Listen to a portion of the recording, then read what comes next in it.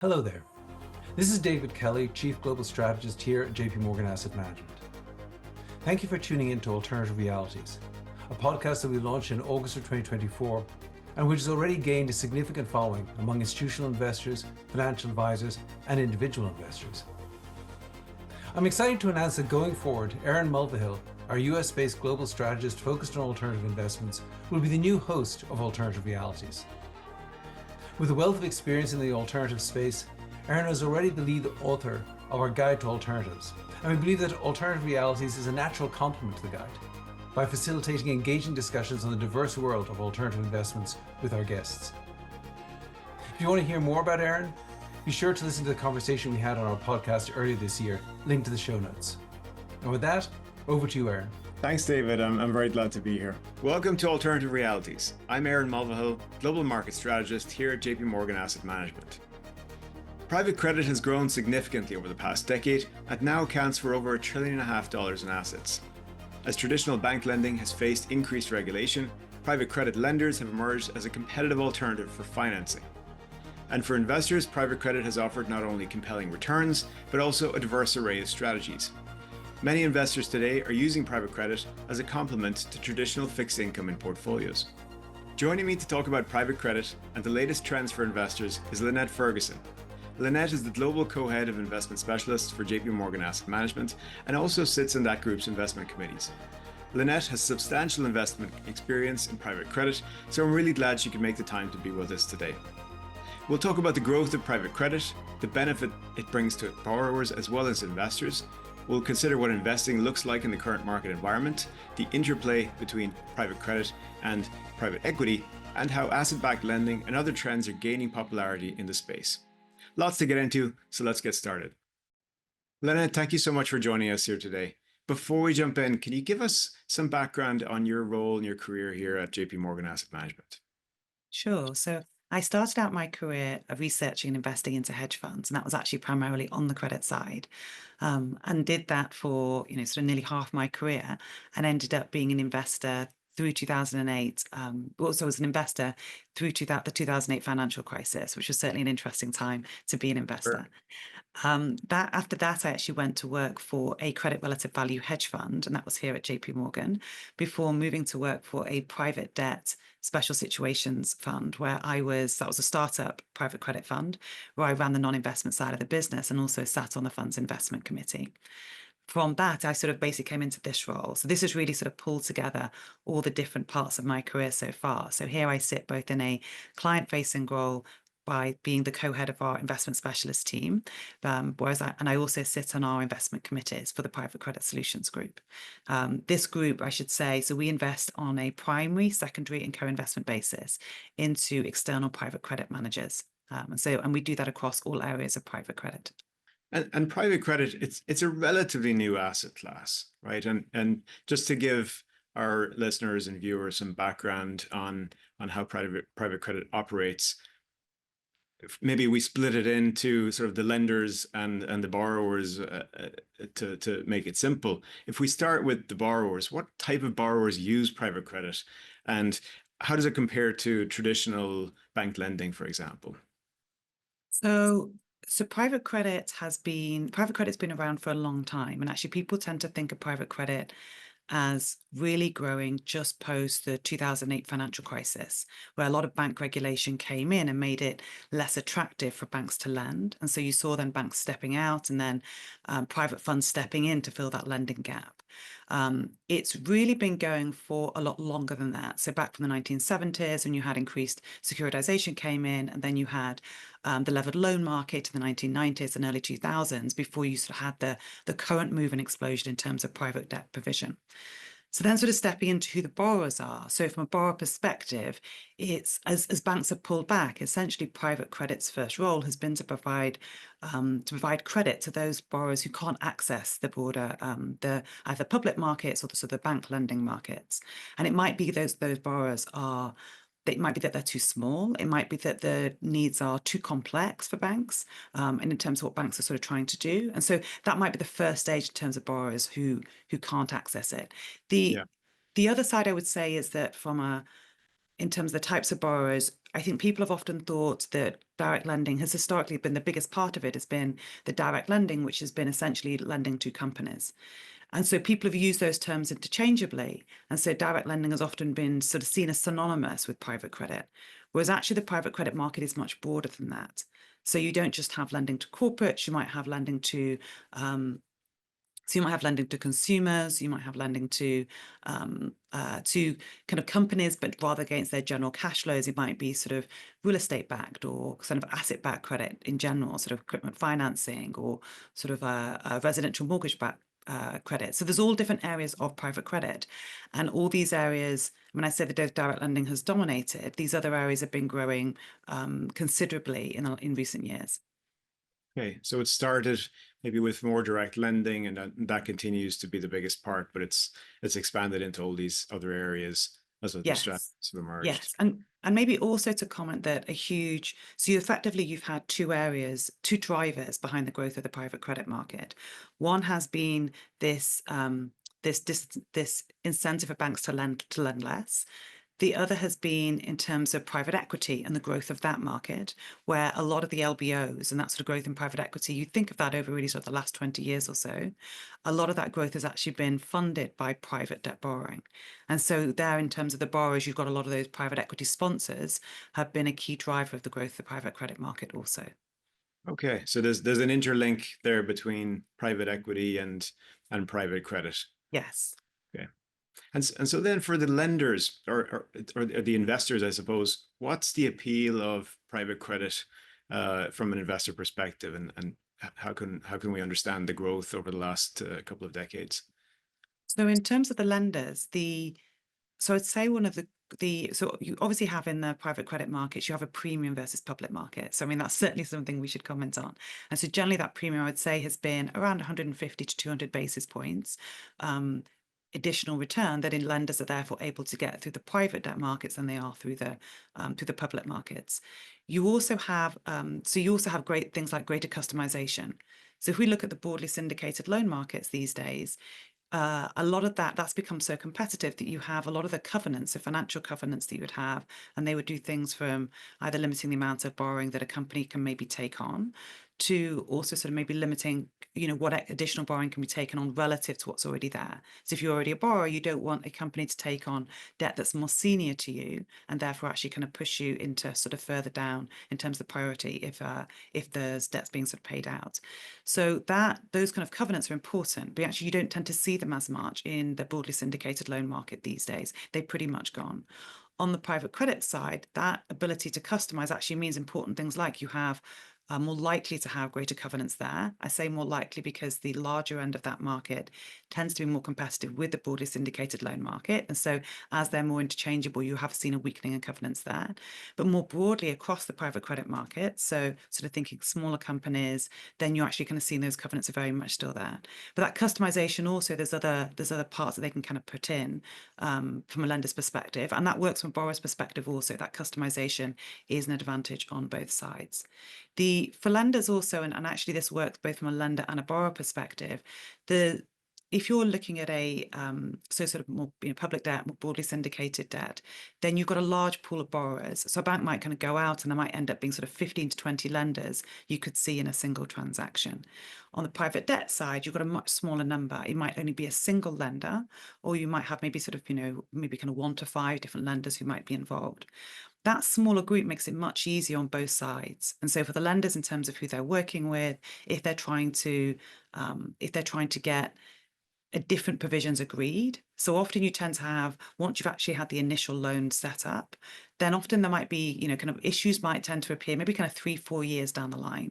And so you're then having to go out to a different group of borrowers because that borrower group might change when you're kind of dealing with a broadly syndicated loan. But actually who else you're working with to try and get agreement in terms of agreeing terms with the company. And from the company's perspective, or another borrower's perspective, it will be also the ease of being able to actually kind of get maybe a waiver of a covenant agreed, or maybe kind of get some additional borrowing agreed. And so having that small group makes it much easier to work with. From a lender's perspective also, they're much more likely to have then greater transparency and contact with the company on an ongoing basis. And so it's much easier for them to see more quickly if there are problems that are beginning to occur. So it's a more negotiable instrument than some of the broadly syndicated loan market or others. and Exactly. for investors. Okay, and the yield pickup is nice as well, of course, in terms of driving its attractiveness. And we'll probably come back to regulation a little bit later in terms of what more recent regulation might imply. But going back to kind of covenants, this renegotiation that you touched on, I know you spent some time in the private credit space and the hedge fund space during the global financial crisis. Could you give us a bit of insight into kind of what was that like? What kind of lessons do you learn that you can apply today? I mean, certainly it was it was certainly a great learning period, the 2008 financial crisis, and going through it as an investor. I think there were sort of two areas, I think, where investors and funds, I think, also learnt lessons. One was in terms of the sort of the financing of transactions and also matching the terms of a fund into the underlying investments. And so there you had a lot of hedge funds that maybe had sort of 60-day liquidity, investing into at times very illiquid credit assets. And so it might be illiquid because of the types of strategies they were running, or simply just because that these were not loans that were widely traded. It was one of the reasons why you actually saw a number of hedge funds sort of moving into the private credit side after the 2008 crisis, when they learned that mismatch in terms was a huge problem. It was also important in terms of working out who you were interacting with. So from an investor's perspective, what were the managers like that you were actually investing with? And people went through, you'd go through their strategies, you'd think you understand what was going on, but who was the actual person that you were dealing with? And sometimes you might look at a lender and see, or sort of look at a manager and see how they're reacting maybe with other counterparties in the market, and they might be aggressive with those counterparties. And in 2008, you could see that with a manager with their back up against a wall, you could see that turn then on their investors. And so we saw some managers who behaved pretty badly. You kind of saw side pockets being created, like investors being blocked from taking money out of funds, regardless of what terms were. You even saw some managers who ended up suing their investors. So you saw a lot of different types of behavior. And so really that sort of understanding what, who the personalities were that you were dealing with actually became much more important. So references and things like that of how people treated people in the markets more broadly, I think that was a lesson in terms of their importance going forward. But that sort of the financing actually, I would say, led to an increase on the private credit side also, but also then in terms of looking at how the managers themselves are financing transactions. So if they had leverage, making sure that the terms of those leverage matched the terms of the instruments, and that the terms couldn't be changed at short notice. We saw a lot of that in 2008. Okay, love hearing those war stories from the financial crisis in those times, and that's a dynamic you don't see as much in, let's say, the high yield market or broadly syndicated loan market, that direct kind of negotiation. So are relationships important in private credit? The relationships are incredibly important in private credit. So you have, in terms of I talked a little bit about 2008, when it was that the investors understanding the companies they were working with. And certainly that manager selection is important, but from a relationship perspective, I would say that between the borrower and lender is incredibly important. So there's sort of different elements of this. I talked a little bit before about you would often have issues that might occur, say, 3-4 years down the line with a company. And so that relationship between a lender and the company can help decide whether, that company is able to get additional borrowing, whether they're able to get covenants waived. And so that kind of relationship that's built up over time is incredibly important from that perspective. Also, sort of working, if you have a private equity sponsor involved, there might be kind of questions around whether, yes, there's a question about whether a private equity company might inject capital into a company if they have a problem, but also in terms of behavior around if things go wrong. And so this sort of feeds into the questions around, the level of covenants and restrictions that you have in a loan and the amount of protections that there are for an investor. We have sometimes seen that as covenants have gotten weaker, you see bad behavior from some actors in the market. So you might see companies or private equity sponsors that are moving assets out of a company, or they are, so they're moving effectively kind of collateral away from where way from where lenders can get access to it. And you might also see them bringing in other lenders, and so effectively priming, also basically kind of bringing in debt that's ahead of the lenders who are already there. So as a lender, from your perspective, that is a really bad situation to be in, because all of a sudden you've got somebody else who's got priority ahead of you if something goes wrong, and actually kind of the company starts sort of paying people out, then you're all of a sudden lower down in that prioritization queue. So these things all feed into understanding who you're working with, what people's reputation is in the market, how they behaved in other deals. And so those relationships from that perspective are very important. They're also important on the other side from an origination perspective. So that originating loans is also hugely important. And so it's something that people sometimes underestimate in the private credit world, is that for the ability for lenders to be able to kind of go out and originate debt. And so their relationships, whether it be with private equity sponsors or, kind of with companies generally in the market, with different service providers, and so able to kind of originate different types of loans, particularly when you might be saying no to a lot of those loans, being able to maintain relationships so that despite that, you're still able to get access to future deals going forward is also incredibly important. It's really interesting, because you sometimes think of these arrangements as very transactional, but actually there's a pattern to them, right? You need to be a good judge of character and understand the institutions and the people you're dealing with. So thinking about just in terms of dynamics of interest rates, right? We've interest rates coming down now, maybe not as fast as we would have thought at maybe 6 months ago. What's the interplay between interest rates and private credit in terms of affecting returns and so on? How do you look at interest rates, and particularly in the environment that we are in now, where we may be seeing interest rates be higher somewhat for longer, but eventually coming down? So I think the one of the key things to understand with private credit is that most of the debt in the private credit market is actually floating rate. And so as interest rates, whatever the move be in interest rates, whether it's kind of going up or coming down, actually feeds directly into private credit returns. So what you're typically seeing is a lending of a spread over what would be, so SOFR is sort of the lending rates that you see in most private credit transactions. So from that perspective, it feeds straight through into the returns. And so you have sort of less, so it sort of feeds directly into the returns. I would say in terms of rates at the moment, though rates have sort of been high, and that's mainly come from the increase in base rates, you've actually, if anything you've seen in terms of credit spreads actually haven't widened out as much as you may have expected. And so credit spreads at the moment are actually sort of on the relatively tight side. And so it's sort of a lot of the increase in return that's come through has actually come from the increase in base rates themselves. So we would expect private credit returns to persist. So even as base rates sort of begin to come down, we'd expect that the total return to private credit investors would expect to kind of stay persistent kind of going forward. So credit quality, of course, is a driving factor. We're seeing some softer economic data come through. If we do enter a more challenging economic environment, how does that affect the private credit market? So I think what's interesting, if we look at the private credit market, we've seen a lot of the growth of the private credit market in what has been a relatively benign economic environment.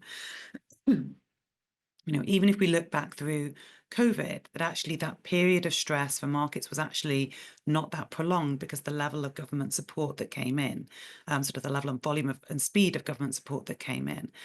And so if you're looking at terms of distress, for a lot of people in the market, there's a lot of actors who haven't necessarily seen a stressed and prolonged, downturn or recession. And so, whereas historically, I think it was actually quite easy to invest into private credit and really just get returns from the beta in the market, I think going forward, there's going to be much more importance in terms of manager selection. So there'll be differentiation between managers in terms of how they perform. So if we have interest rates staying higher for longer, we sort of have a general weakness that we see in economy, that, as you would expect, will make it more challenging for lenders of all types, whether it be consumers or corporates, and you would therefore expect default rates to increase. Or even if you didn't have absolute default rates increasing, you would expect people to be having more issues around loans. We might see more amendments to loans, sort of extensions in terms of borrowing terms. Okay. Yeah. So, and lenders' ability to be able to deal with that will dictate investors' returns. And so that's you can have very different experiences according to the manager that you're working with, according to the general partner, as to what they're able to do as to what they're able to negotiate with borrowers. So, for instance, if you have quite weak covenants, so quite weak protections in a loan, and then actually it's just going to be easier. It might take longer for a company then to default, and then potentially there's less from a recovery perspective for a lender. Or it just might be that maybe you see increasing, people refer to it as creditor on creditor violence, where you're actually able to see the weakness of covenants is also allowing maybe kind of priming of debt, as we talked about earlier. And so, or kind of seeing things like, assets being taken out of the range of lenders. And so all of it is ending and equaling a worse outcome for lenders. Okay, so that's what might drive the dispersion in outcomes is the kind of back to the relationships question and the capability of managers to deal with these situations and deal with their counterparties. Yes, and just that experience of managers in dealing with workouts. And so you'll have managers who simply haven't had a lot of experience of distressed debt, of dealing with workouts, of dealing with companies that have had problems. So when you're kind of looking at a manager today, so looking at managers who, for example, have had experience in, maybe they're not just exposed to, not just lending out senior debt, maybe they're also lending out mezzanine debt as well, so more, junior subordinated debt. That means they're much more likely to have had some experience of defaults of companies missing payments, and therefore what to do in those circumstances. And so that means that if you have more distress now, at least they've been able to flex those muscles, whereas somebody who hasn't doesn't have that experience. So it sort of ties into, do they understand the documentation? What is their experience in terms of dealing with workouts? How long has the team worked together? Have they seen other distress periods before? So all those factors become incredibly important when you're working with managers. And so hence that manager selection becomes much more important than it did in a very benign environment. Okay, yeah, something to keep in mind when diligencing managers right now. And of course, we're seeing the softer economic data mostly in surveys. It hasn't come through in the hard data, but it's good to know you're watching these metrics very closely. Yes, I mean, that's something that we've always done when we've been selecting managers, is making sure that we're careful in terms of who we select, so they do have that experience. So our investors will be better protected if there is a downturn. Okay. And coming back to deregulation that we touched on before, there's been a lot of discussion of deregulation potentially from the current administration. Is this something that you think will impact the private credit industry? How do you view this? So it's in terms of the current administration, at the moment, it's sort of hard to, we wouldn't want to kind of comment on or sort of speculate on regulations that have not been announced, or sort of like changes in regulations that have not been announced. But it's certainly an area that we will, will stay very focused on, so that when announcements are made, we're able to sort of explain to our investors how that might impact the markets that we invest in. It's also important, just in terms of current regulation at the moment, to note that, globally, so in the US, it's referred to as the Basel III Endgame. In Europe, for instance, it's referred to as Basel IV. But these are banking regulations which actually continue the trend that we've been seeing since 2008, of a tightening regulations around banks and of incentivizing them to, to be much more, kind of careful and restrictive in terms of the lending that they're doing. Those regulations themselves will continue to make it more attractive, continue to create opportunity for private lenders to step in. So, regardless in a way of what the current administration does, they should be, maybe not say regardless what the current administration does, but so we expect there to continue to be forces sort of globally that will continue to mean that there'll be lots of opportunities on the private credit side. Okay, so that mega trend is still pushing capital towards private credit over the long term. And talking about the other trend that's driving private credit growth and has been driving growth over the last several years, private equity deal making, and that's slowed down over the last couple of years anyway, since 2022. How do you see how is that impacting the private credit market? Is the lack of deals a challenge? How are you viewing this right now? Certainly the level of deal making on the private equity side does have an impact in terms of private credit. And we sort of see that sort of feeding into, the private equity aren't doing deals, then they're not demanding private debt to help fund those deals. Because that slowdown has been going on for a while now, we are sort of seeing some companies have been waiting for that, then still sort of trying to get some M&A done. So you're sort of seeing that happening in the markets. We're also seeing, I mean, I think, everybody was predicting coming into this year that we would see a big increase in M&A and an uptick in terms of deal making. I'd say we haven't sort of seen that yet coming into 2025. I think there's a lot of people who are maybe more cautious in terms of just trying to sort of figure out what the regulation is going to look like going forward, what economic policy is going to look like going forward, and that has maybe sort of made people pause in terms of deal making somewhat. But on the other side, there's also expected to be, depending on the current administration's view around, say, the SEC and how aggressive the SEC might be in terms of deals. I think generally there's a perception that it will be an easier environment for deal making going forward, and that is expected also to lead to an uptick in terms of private equity deal making. I should say also it's we've talked very much in terms of the direct lending, so the kind of corporate side of private credit, and what's also a huge factor this year going forward, and I think will be in the future, is the growth of private credit beyond just direct lending. And so we're sort of seeing from people talk, there's, opportunistic credits. So we see, asset-backed lending, which could be financial, it could be hard assets. And by financial, I'm sort of talking about things like, consumer loans or mortgages, essentially sort of like financial instruments that will be backing a loan. Whereas on the hard asset side, you might have real estate, you might have infrastructure, you might have equipment. And so all these are areas where actually still the prevalence of private lenders in those markets isn't as big as, say, you might see in the corporate side. And so, but we expect to see those also areas where the private credit market will continue to grow. And so this is sort of not just be in terms of private equity deal making, which will sort of dictating private credit, even though that's probably the largest part of the market.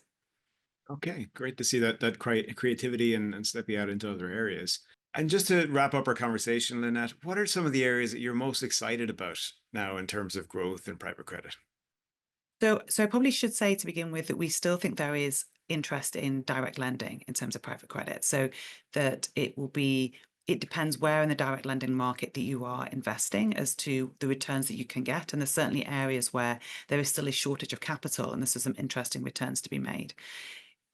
Beyond direct lending, there's areas also, I think, in the asset-backed finance side. And so we talked a little bit about, there's some areas there that are less crowded, I would say. So direct lending, certainly, particularly the largest end of the direct lending market, has a lot of players there. A lot of private equity groups are then sort of getting private credit lenders to compete against each other. That all weakens things for investors. But in terms of you've got on the asset-backed finance side, there's less areas there's less sort of lenders that are available in a lot of these markets. So you've got everything from aviation financing, you have equipment financing, so it's consumer insolvency, all areas where there's not as many lenders there, and so it's much easier therefore for kind of investors to be able to kind of get better returns, more persistent returns, and where sort of more specialized areas of the market. So these are certainly areas that we're all kind of focused on going forward. Distressed also, I think, is something that hasn't been has been a challenging area. Distressed special situations have been a challenging area in recent years. Well, for a long time, it's been. So that's something that a lot of distress. Exactly, because there's not been a lot of distress. And so that's certainly something that, we expect interest rate to stay higher for longer. We certainly expect that there'll be more to do in those areas. So even if you don't see companies going into full bankruptcy, you'll see them sort of trying to do different types of borrowing to be able to kind of keep themselves tided over. And so that will also present opportunities for more specialized private direct lenders, more specialized private credit lenders to come in. Lynnette, thank you so much for joining us on Alternative Realities and giving our audience a deep dive into private credit and the industry's outlook in today's market environment. Thank you.